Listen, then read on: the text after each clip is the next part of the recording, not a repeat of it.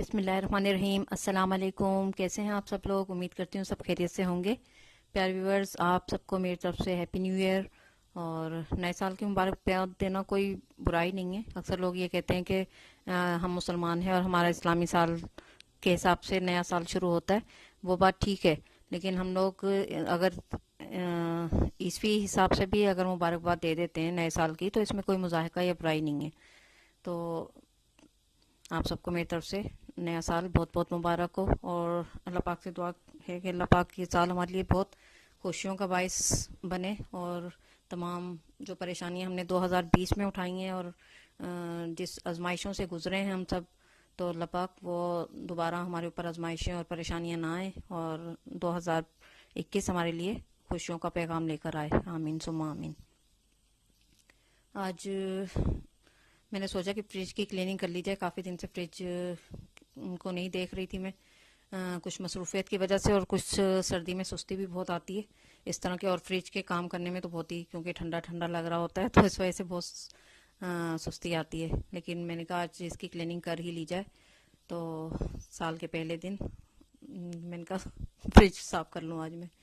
तो आज मैंने ये सारा सामान फिर इसमें से निकाल लिया। वरना अमूमन ये होता है कि जहाँ से मुझे गंदा लगता है वहाँ से मैं साफ़ कर देती हूँ उसको, लेकिन इस तरह अंदर से डीप क्लीनिंग भी करना बहुत ज़रूरी है। सारी चीज़ें हटाकर और फिर ये मैं सारी रैक वगैरह इसके सब धो लेती हूँ। और रैक के ऊपर भी मैं प्लास्टिक शीट लगा कर रखती हूँ, आप लोगों ने देखा ही होगा।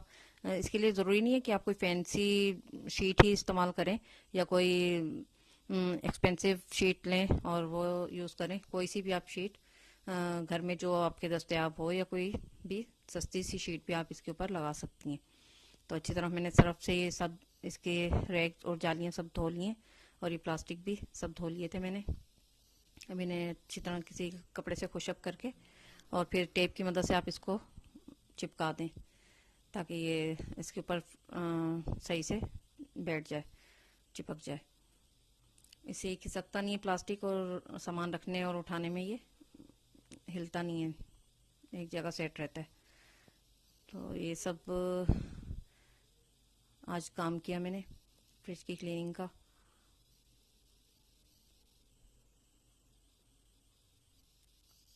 और आप लोग सुनाएं, आप लोगों ने क्या क्या किया। नया साल का पहला दिन था आज, 1 जनवरी थी।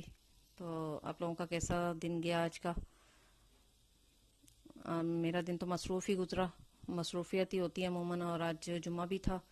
जुमे के दिन वैसे भी दिन लगता है कि छोटा छोटा सा ही है, और सर्दी आजकल कुछ ज़्यादा हो रही है, इसकी वजह से भी काम करने में बहुत ज़्यादा सुस्ती होती है। और सर्दियाँ मुझे बिल्कुल भी पसंद नहीं है, मुझे गर्मियाँ अच्छी लगती हैं कि बस इंसान को सुस्ती नहीं आती काम काज करने में गर्मियों में।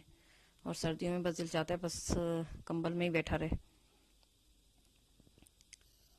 और ये पानी का काम करने का तो बिल्कुल भी दिल नहीं चाहता। मशीन लगाना बहुत बड़ा मसला बन जाता है सर्दियों में, लेकिन जाहिर सी बातें करना पड़ता है घर का काम। और फिर ये सब मैंने करके फ्रिज में जो फालतू एक्स्ट्रा सामान था वो सब मैंने निकाल दिया। बॉक्स में भी जो एक्स्ट्रा सामान था वो सब निकाला मैंने। और सारी वेजिटेबल बास्केट जो होती है मेरी, वो उसको भी सब मैंने साफ़ करा। उसमें से जो धनिया मिर्चें ख़राब हो रही थी उन्हें एक तरफ करा। अमूमन मैं, हमारे घर के करीब मंगल बाज़ार लगता है, तो मैं मंगल वाले दिन सारी वेजिटेबल्स वगैरह ले आती हूँ और फिर उन्हें एक साथ ही सब साफ़ करके रख देती हूँ।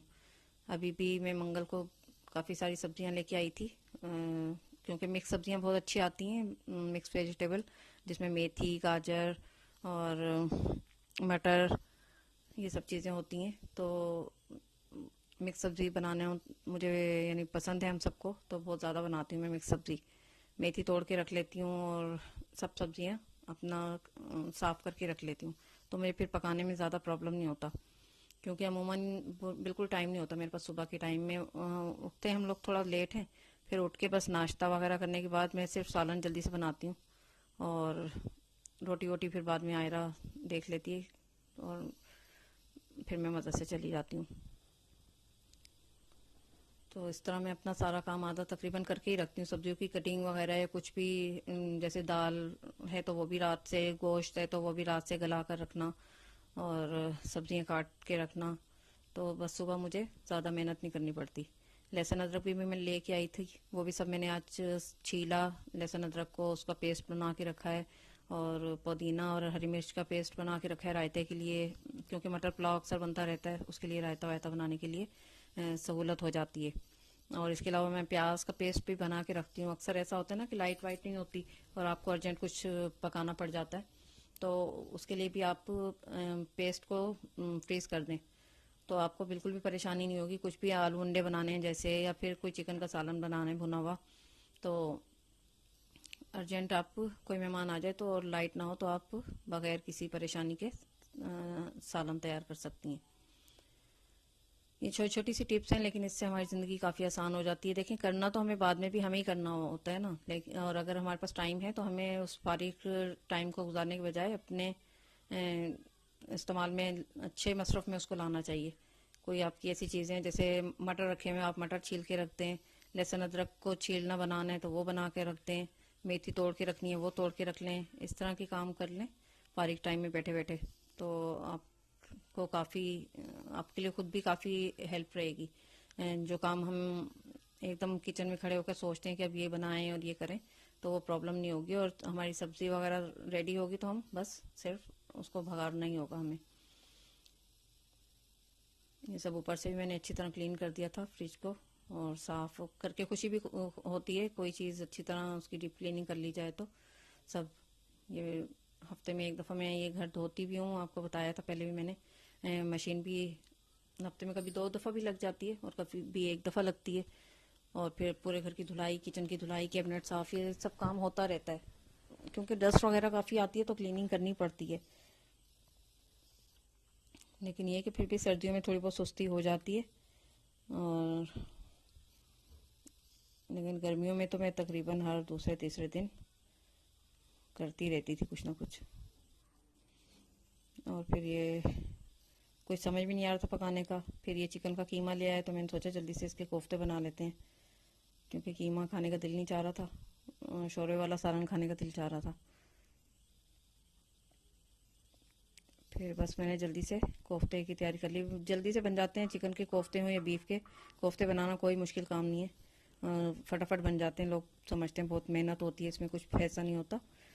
कीमा बिल्कुल बारीक आप ले लें, और इसके साथ ये थोड़ा सा बेसन भून लें तवे पर, और थोड़ा सा गरम मसाला, ज़ीरा डालकर थोड़ा सा उसको ड्राई रोस्ट कर लें, और अदरक का टुकड़ा और साबुत गरम मसाला, इसको आप सिल के ऊपर बारीक पीस लें अच्छी तरह, और उसके ऊपर कीमा डालकर अच्छी तरह उसके साथ मिक्स कर लें उसको। फिर हरी मिर्चें, हरा धनिया ये काट कर उसको भी हल्का सा भट्टे से, ताकि वो यकजान हो जाए, और फिर ऊपर से भुना हुआ बेसन डाल दें आप, और पिसी हुई सुरख मिर्च, नमक, ये इसके साथ जितना यानी कोफ्तों के हिसाब से आप अपने हिसाब से उसमें डाल दें, और अच्छी तरह उसको बस सिलबट्टे से मिक्स कर लें। और हाँ, खशखश भी इसका जो मेन जूस है वो खशखश है। खशखश को धोएं अच्छी तरह, इसमें बहुत मिट्टी निकलती है, और इसको अच्छी तरह धोकर और बारीक पीस लें। इसमें अच्छा लहसुन नहीं जाएगा, लहसुन से ना कोफ्ते टूट जाते हैं। मसाले के अंदर ही आप उसको प्याज का मसाला पीसें तो उसमें लहसुन अदरक का पेस्ट डालें, लेकिन कोफ्ते के अंदर लहसुन डालने से कोफ्ते टूट जाएंगे, इस बात का आप ख्याल रखें। खसखस भी बस 2 चम्मच के बराबर लें, उसको अच्छे से पानी में भिगो कर रख दें 5 मिनट के लिए, और फिर उसको इस तरह छलनी में आप हल्के हल्के निथार कर डालेंगे तो आप देखेंगे नीचे काफ़ी उसकी मिट्टी जमा हो जाती है। तो अच्छी तरह इसको करके और इस तरह छिलके पर बारीक पीस लें। गरम मसाला भी पीस लें इसके साथ ही, और फिर कीमा डाल के अच्छी तरह पीस लें थोड़ा सा। फिर हरा मसाला डाल दें उसमें, और नमक मिर्च डालकर, बेसन डालकर आप इसके कोफ्ते बना लें। और अच्छी तरह ये प्याज का मसाला, टमाटर, इसमें आप दही डालें, क्योंकि कोफ्ते के सालन में दही अच्छी लगती है। दही के साथ अच्छा सा मसाला भून लें आप इसका, और उसमें मैंने आलू भी डाल लिए थे। आलू डालना चाहें तो डाल दें, वरना ऐसे ही आप खाली कोफ्ते उसमें डालकर और 5 मिनट के लिए उसको छोड़ दें। थोड़े से कोफ्ते सख्त हो जाएंगे तो फिर आप इसकी अच्छी तरह भुनाई कर लें। और फिर शोरबा अपने हिसाब से आप रख लें, जितना रखना हो। बहुत ज़्यादा पतला शोरबा नहीं अच्छा लगता है इसमें, थोड़ा सा बस शोरबा इसमें आप डाल लें, जैसे कि रोटी सही से लगा के खा ली जाए। सूखे सूखे सालन हमारे यहाँ किसी को भी ज़्यादा पसंद नहीं है भुने हुए। ये कि या तो सब्जी होनी चाहिए या दाल, और या फिर शोरबे वाला सालन। खुश्क चीज़ें भी चल जाती हैं, जैसे कढ़ाई वगैरह है या फ्राई कीमा, ये भी बनाती हूँ मैं, लेकिन इतना ज़्यादा हमारे यहाँ किसी को ये ड्राई चीज़ें पसंद नहीं है। अक्सर लोग कबाब से भी रोटी खा लेते हैं, हमारे यहाँ नहीं खाई जाती कबाब से रोटी, चावलों के साथ ही बस कबाब चलते हैं हमारे यहाँ।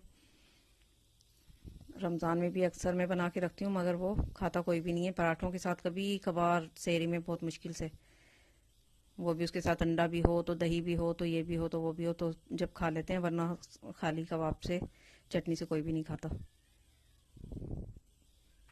और ये देखें, ये आयरा दवा लेने जा रही थी। इस तरह की बेल्ट आप के घर में अगर छोटे बच्चे हैं तो आप ज़रूर, मैं रेकमेंड करूँगी कि आप इस तरह की कैरी करने के लिए बच्चों के एक दफ़ा ये ख़रीद लें। इससे बहुत आसानी होती है बच्चे को, आप थकेंगी नहीं गोद में लेने से, और बिल्कुल आराम से बच्चा इसके अंदर रहता है। इसमें ये बिप्सी भी लगी हुई होती है ताकि बच्चा राल वाल गिराए तो आपके कपड़े ख़राब ना हो। उम्मीद